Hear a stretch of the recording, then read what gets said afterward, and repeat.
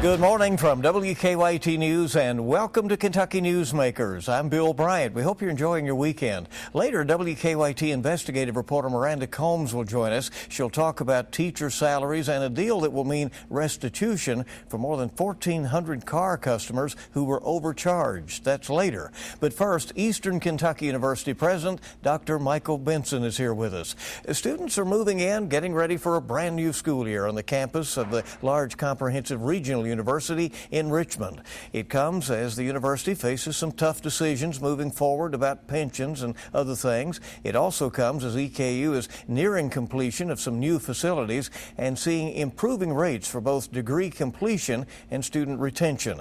Dr. Benson has been at the helm at EKU since 2013, overseeing a major campus renovation, but also having to make some difficult decisions as state support for public universities has continued to slide. Benson has also co-authored 2 books recently, or at least one's out, the other is working on it.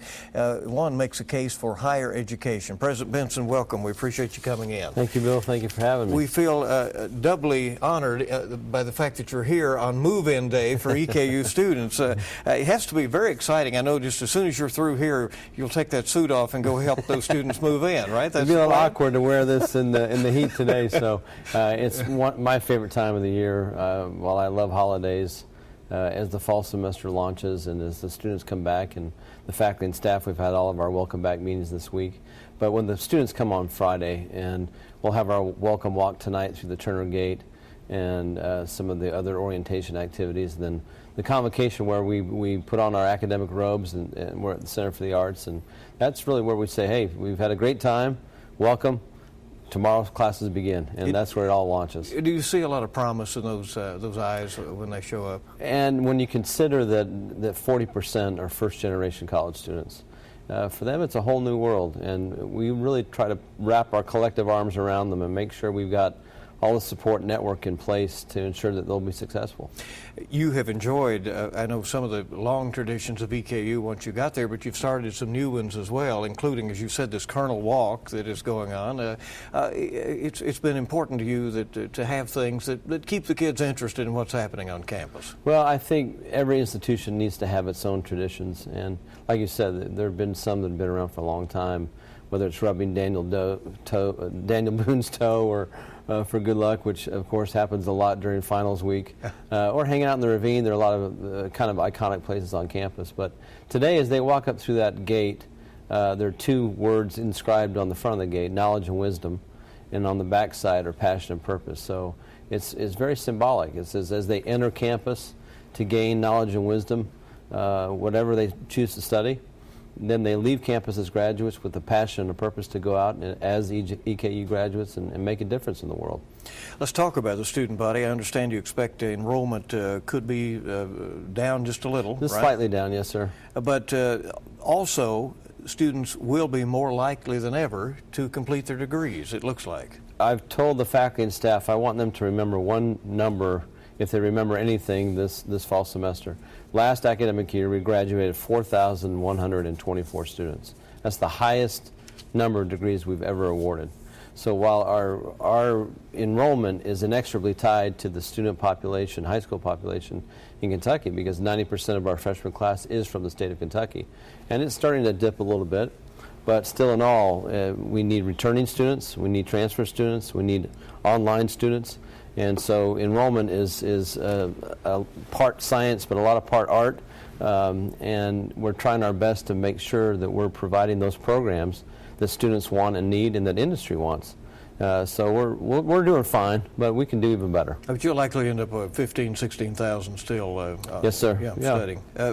Students also, as I understand it, are doing a better job of completing their degrees in 4 years. They are. This does not happen by accident on the part of the student or the university, right? We've made a very conscious effort to hone in on, of course, 4-, 5-, and 6-year graduation rates. The federal government, for their purposes, focuses on the 6-year rate.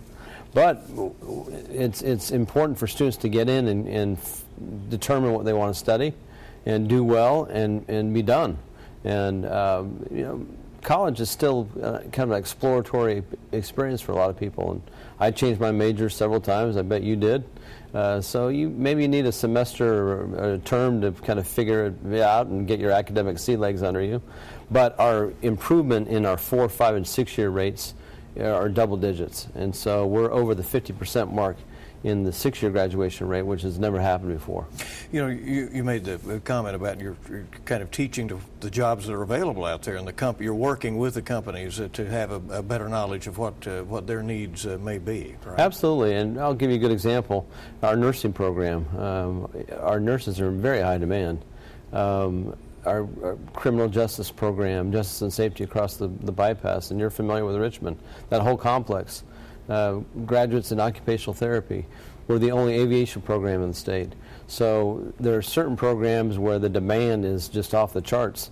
And then other, of course, programs like the pre-professional programs in our science building, our brand new science building. So you have to make sure you're dovetailing those opportunities and those offerings with what industry needs and wants, but that ebbs and flows as well.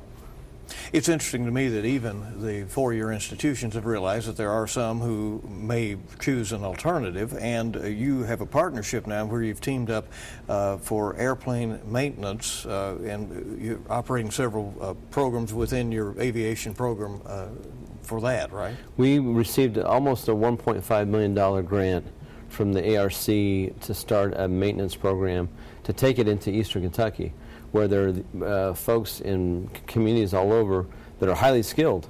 And so it's a technical mechanic program where they can stay in their hometowns.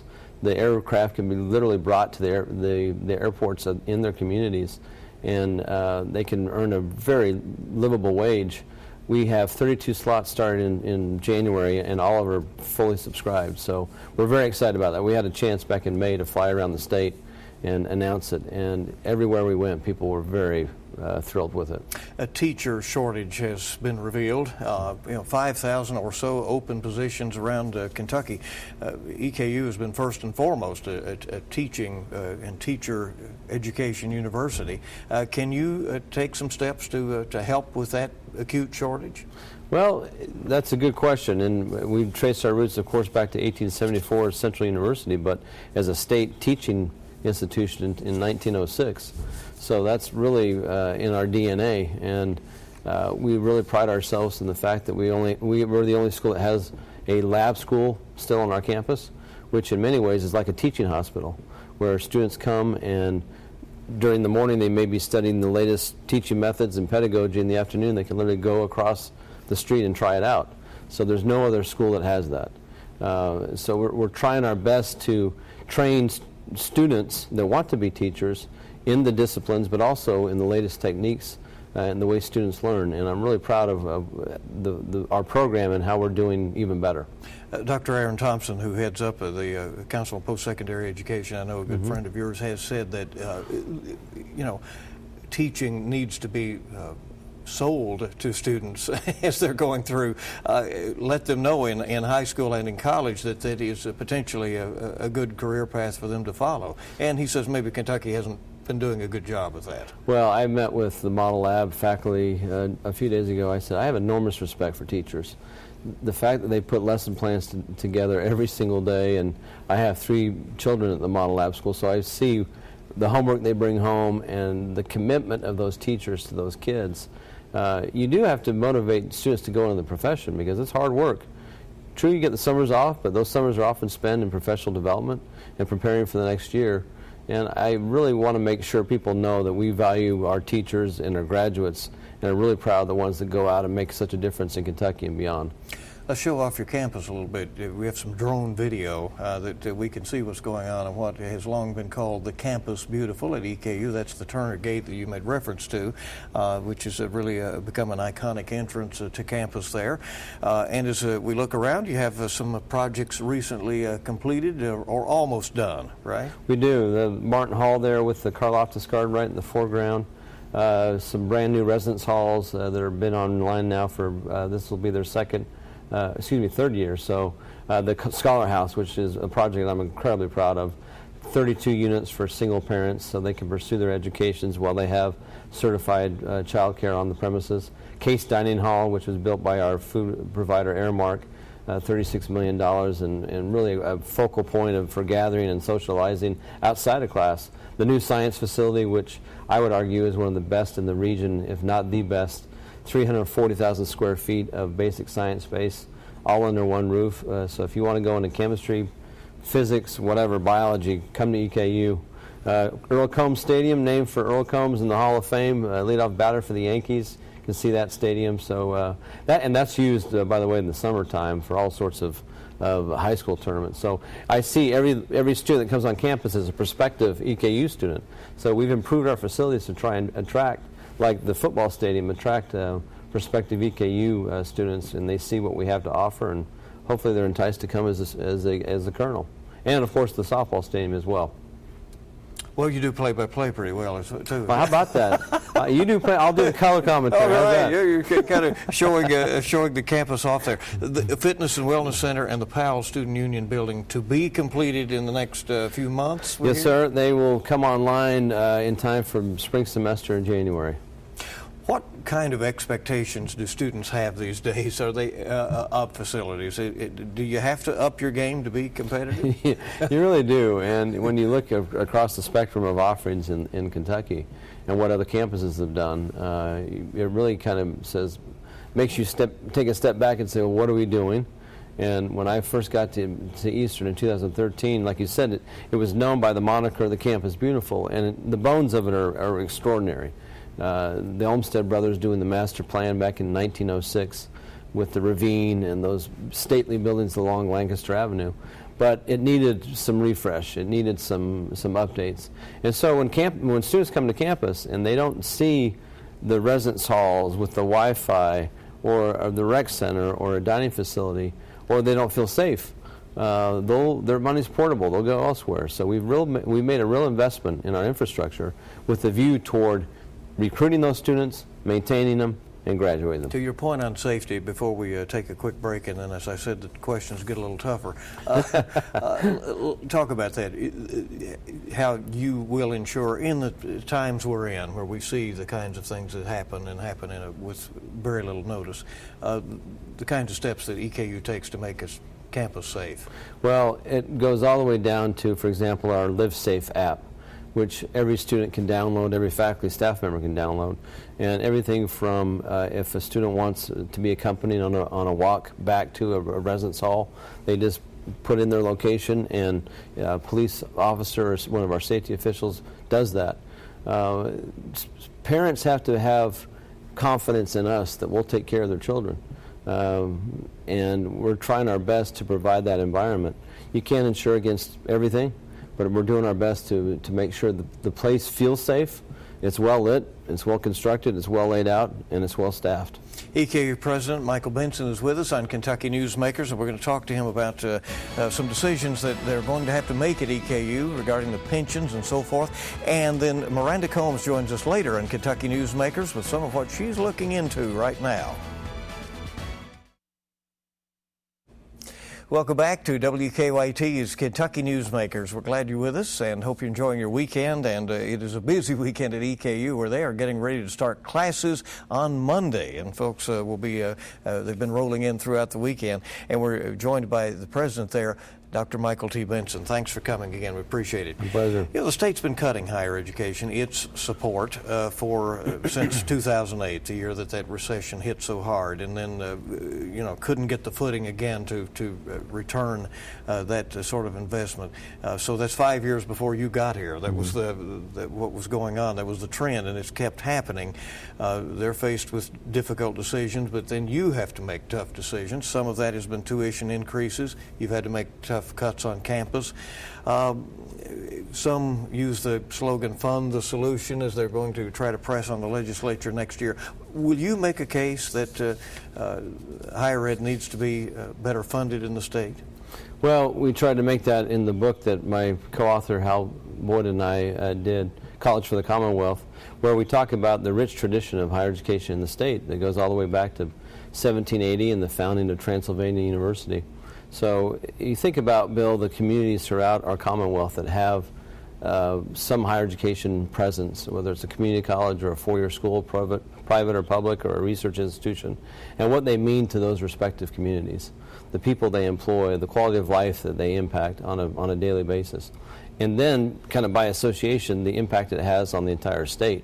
So there is data that's longitudinal that shows those states that are doing well economically, where people want to move and set up shop and run a business and hire people, there's an inexorable tie to the investment in both public education, K-12, and higher education. And unfortunately, Kentucky last year was one of 5 states that was going the wrong direction in terms of investment in public higher education. We were one that cut, one of the 5 that cut. The 2 that had the most drastic cuts were South Carolina and Kentucky. So we've got to stem that, we've got to staunch that, and we've got to reverse it and say this is an important investment in human capital. And yes, I know there are challenges facing our state with regard to pensions and a lot of other encumbrances on the budget, but this, I believe, is the most important investment we can make. A decision that you're going to be faced with now. The legislature passed a law this summer to give regional universities the option of paying off and leaving the state pension system and then going to some kind of a different system.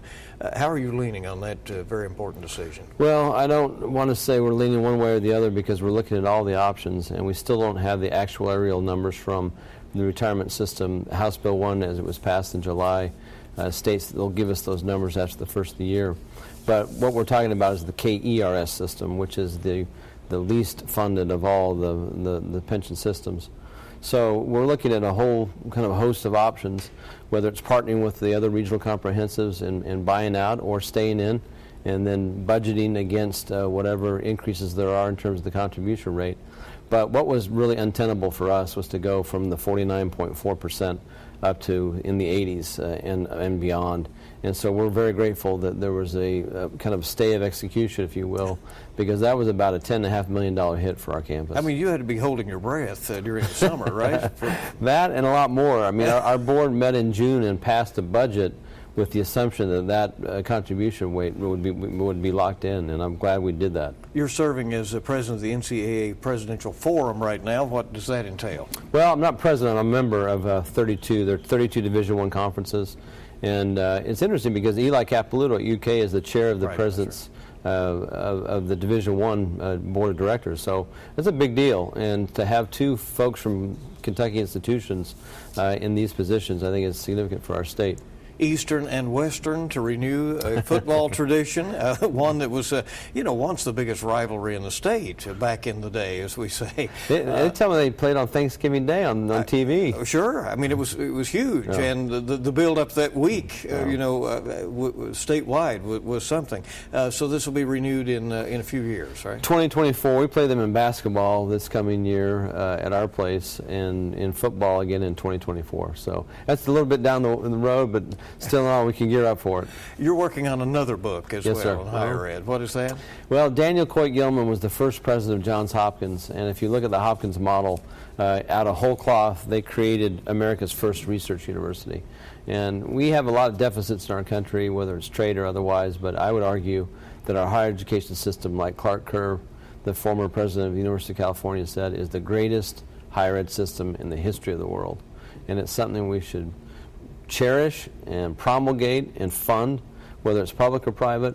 And so I'm doing a study of what they did in Baltimore in 1876 and how every other institution really has tried to replicate this model that they put in place at the latter part of the 19th century. And you'll find a way to apply that. Yes, sir, I will. Going forward. Go help some students move. I will. Thanks for being with us. Dr. Michael Benson, the president of EKU. Coming next, WKYT investigative reporter Miranda Combs talks about some of what she's looking into next. Welcome back. It's WKYT's Kentucky Newsmakers. Always good to have WKYT investigative reporter Miranda Combs join us and talk about what she's looking into and what she's looking for. Today, a story that really got some results. Auto Plaza USA is settling with those who bought vehicles and thought all of the taxes were paid, and they got all of a sudden a rude awakening, didn't they, Miranda? Slammed with a revenue bill saying that they hadn't paid their title taxes, and that ranged anywhere from $100 all the way up to thousands of dollars, and they knew immediately it was wrong. And the funny thing about this story is how sometimes they unfold. This was one man that called into the station. You know, we don't usually do car dealership stories because they're complicated and there's two sides to every story, but this one for some reason we latched onto, and it went from this one customer saying, hey, these numbers don't add up, this isn't right, and now they're saying they're going to put a lien on my house and do all the revenue department because we haven't paid. So after that first story, it just exploded into so many more people coming forward. So it was August of 2017 that Attorney General Andy Beshear filed a lawsuit against them, and saying that they want all their money back. And that went on for, even Beshear admits this was a rascal of a case to get through because it was so complicated or they put up roadblocks at every turn. But finally they came to an agreement just Wednesday to settle on enough money that will pay back all the customers, plus pay back the revenue department for the money that they never received. And they should be getting those checks relatively soon? After the next 3 weeks. They already have a chunk of the money already, but they're going to, over the next 3 weeks, get the rest of it. And then you can call and find out the AG's office and find out exactly when your money's going to come to you, but it will be in the next month. So now it's believed all are satisfied. The revenue cabinet is getting what it is owed. Right, because a lot of people just didn't pay. Right. You know, right. so. And then the state will get some money for the time it spent pursuing this case. And the state will be reimbursed for all the work they did on this case. It's a 2-year case for them. You recently went down to southern Kentucky. You had some video that we obtained, and truckers were complaining. That our boss obtained, okay, strangely. that he got. Okay, that truckers were complaining that their big rigs were being booted, that they were being, held because they were parking in a Walmart parking lot. Right? Does that lay it out correctly? And for the truck drivers out there, they know that stretch from Georgetown all the way down to Williamsburg is there's nowhere to park, really. So they plan their e-logs because now they're federally mandated to make certain stops along a 14-hour day. They were planning their day to stop at either that pilot station, which is a truck stop, or there's a rest area around there, and those would be full because of the changes in the federal mandates. They have to stop. They're all day shift workers now. You probably notice that on the road a lot now. There's more trucks out there during the day than there used to be, and that's because they're all on the same schedule. When they're all on the same schedule, they all try to park at the same places. And so the overflow would end up into the Walmart. Now, Walmart corporate told me that the local Walmart said there'd be 60 to 70 to 80 trucks there every night. There's disagreement about that among the truck drivers. But it's a 24-hour retail operation there, right? So they're trying to do business. They're trying to do business, and they have these trucks. But at the same time, they won't. The truckers say, well, then put up a barrier. A lot of places have those poles with the thing on the top, so the big trucks can't get in. And Walmart corporate says we don't want to do that because we don't want to stop you from shopping in there. So come to the point that Walmart partnered with R&R management to come out and boot these trucks that were parked there and charge them $500 cash. If they didn't have that cash in 1 hour, they were going to be towed away. So obviously you're dealing with truck drivers who typically a lot of times are carrying guns, and it's turned into a very nasty scenes in some of these videos that we've caught specifically at that Williamsburg Walmart. I've done a little more digging and I'm not ready to discuss it yet, but there is definitely more to come on this story in regard to what was actually happening at that particular Walmart. Because shockingly, when I called the corporate office, they said, we've not heard a word about this before. And R&R is over different Walmarts as well. Interesting. We talked with President Benson about the teacher shortage in Kentucky. Maybe as many as 5,000 jobs that are open out there. This week we also did our homework at WKYT, looked into the teacher salaries. It was interesting what we found. Yeah, because it found that I think the Kentucky average salary was around $53,000 and the nationwide salary was $64,000 or $60,000. So there was a big discrepancy between national and and the state, but when it came to some of the interesting state numbers, Fayette County was number 4 for the highest. And then a lot of the counties that you would obviously expect probably in eastern Kentucky were on the lower end in the 40s, and low 40s in fact. So yeah, it was very different than the national average. And of course, when you talk about take-home pay, there are lots of deductions that You have are a lot to removed from take that out, check. as everyone does, and yeah, it's tough. What are you looking into right now, or can you say? Well, I'm going to definitely do more on this trucker situation. We just came off a visit, you know, a lot of busy times with Auto Plaza and the visit from Vice President Pence, so we're trying to get the ball rolling again. I do think there's more coming. I would have one suggestion for viewers, too.